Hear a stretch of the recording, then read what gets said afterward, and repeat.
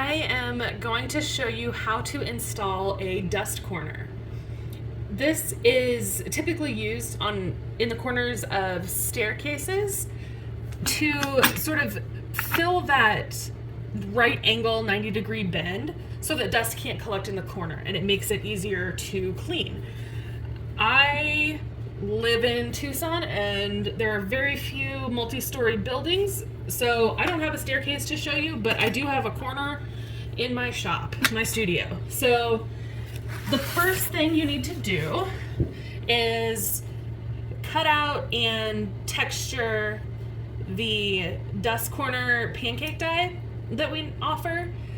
The die itself has a hole in the center, and that is for you to scribe and mark the center of the piece to make it easier for you to drill a hole in the perfect center of the blank. You want to use a nail, a nail to attach the dust corner to your corner. This is a 16 gauge nail. The length is going to be determined by your specific staircase. I'm not sure what's going to work best for this. So I have both a 1 inch and a 1 1/4 inch nail that we can try. You want to make sure that the hole that you make in the center of the blank is large enough for the nail to fit through. You could do some decorative design on the top of the nail if you want also. So you want to finish the blank however you want. I just patterned the metal with a pattern plate, then cut my blank, sanded the edges, and what you need to do is you need to sort of dish this shape a little bit. I used the large Synclastic bracelet former in our bracelet former kit, and I just pressed it once and it's given me the perfect curve so that the edges of the blanket itself are laying nicely against all of the walls. So against the floor, it's a nice fit. If this was flat and not molding, it would fit a lot better, but you can see how there's no gaps here, there's no gaps here. And so that will do a really good job of keeping the dust out of that corner. So let's install this. I have inserted the 1 inch nail. We're going to see if this is long enough to work. You're going to be working in tight quarters, so this is probably going to be too big for me to use.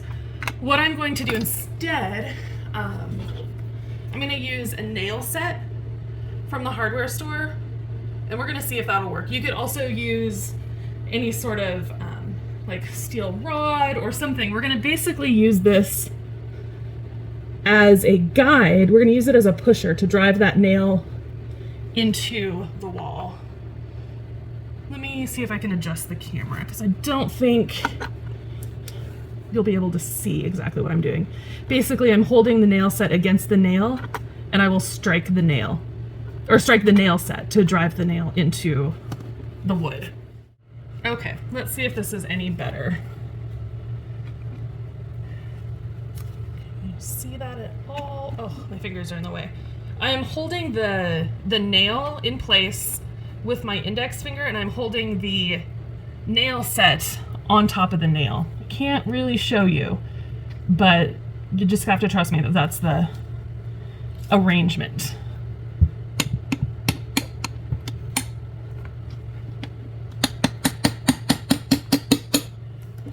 Okay, so we're starting to get some purchase, which is cool. I think that's gonna work out pretty well.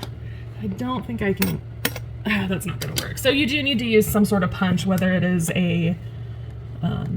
like a steel rod, something that extends this nail basically so that you can hammer the punch rather than the nail itself.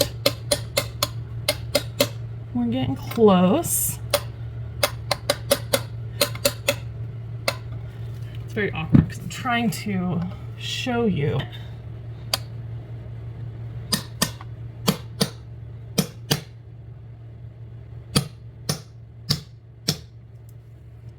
We're getting there.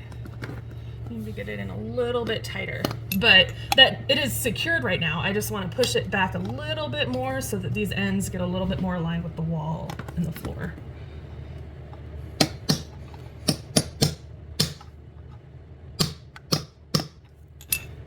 You'll need to finesse this a little bit. There's probably a better angle I could insert the nail at that would make these bottom edges line up a little bit more. But that's pretty good. So I wish I had stairs now, because this would keep the dust from collecting in the corners of your staircase wherever it's hard to sweep and clean.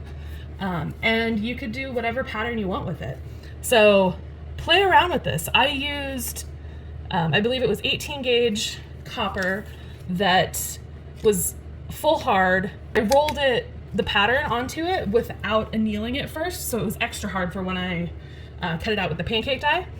Then I cleaned up the edges, formed it using the large Synclastic former in our bracelet former frame, and made that hole. Make sure the hole is the size of your nail, and the head was going to be what holds it in place.